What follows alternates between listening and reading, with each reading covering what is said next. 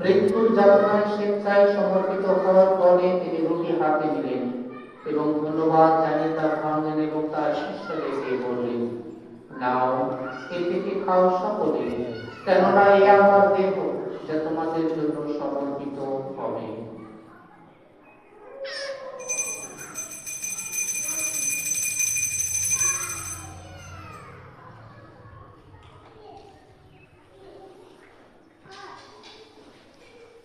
তেমনি ভাবে সন্ধ্যভোজের পরে তিনি পান পাত্রটি দিলেন, পুনরায় তোমাকে ধন্যবাদ জানিয়ে তার শিষ্যদেরকে বললেন, নাও, এ থেকে পান করো সকলে, কেননা আমার রক্তের পান পাত্র নতুন ও শাশ্বত সন্ধি রক্ত, যা তোমাদের অনেকের জন্য পাপ মোচনের উদ্দেশ্যে পাঠিত হবে। আমার শরণার্থে তোমরা এই অনুষ্ঠান করো।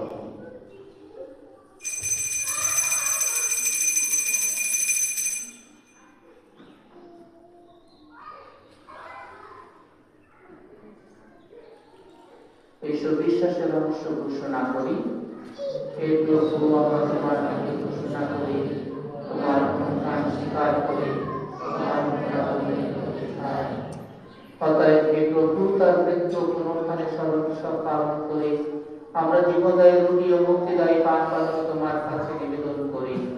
তোমার সম্মুখে দাঁড়ানো তোমার সেবা করতে তুমি আমাদের যোগ্য করে নিয়েছ, তোমাকে ধন্যবাদ জানাই। বিনতি করে খ্রিস্টের দেহ রক্ত সংগঠিত হয়ে আমরা যেন পবিত্র আত্মা দ্বারা সম্মিলিত হয়ে এক হতে পারি। হে প্রভু, সমগ্র ভূমণ্ডলে বিস্তৃত তোমার উপসদ মণ্ডলীকে স্মরণে রেখো। আমাদের পপ্রিয়, আমাদের বিশপ জেমস রমেন এবং যাজক সমাজের সাথে তাকে তোমার প্রেমে পূর্ণতায় গড়ে তোলো। তোমার সেবিকা দীপালের কথা স্মরণে রেখো, তাকে তুমি এই সংসার থেকে তোমার কাছে ডেকেছ। বর প্রদান পরশে যেমন তোমার পূর্বে মৃত্যু সাদৃশ্য তার সাথে একাত্ম হয়েছে, তেমনি তার পুনরুত্থানের সাদৃশ্য তার সাথে একাত্ম হোক। পুনরুত্থানের প্রত্যাশায় নিদ্রিত আমাদের ভাই বোনদের এবং তোমার দয়ার আশ্রয়কৃত সকলের কথাও স্মরণে রেখো। তোমার মুখমণ্ডলে বিভাগের স্থান দিও।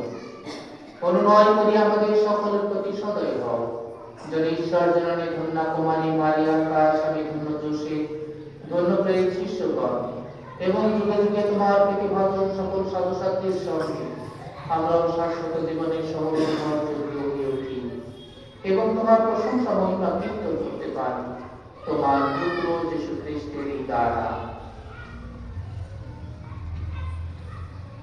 তার দ্বারা তার সঙ্গে তারই মধ্যে এই সর্বশক্তিমান পিতা পরমেশ্বর পবিত্র আত্মার সংযোগে সমস্ত গৌরব ও মহিমা তোমারই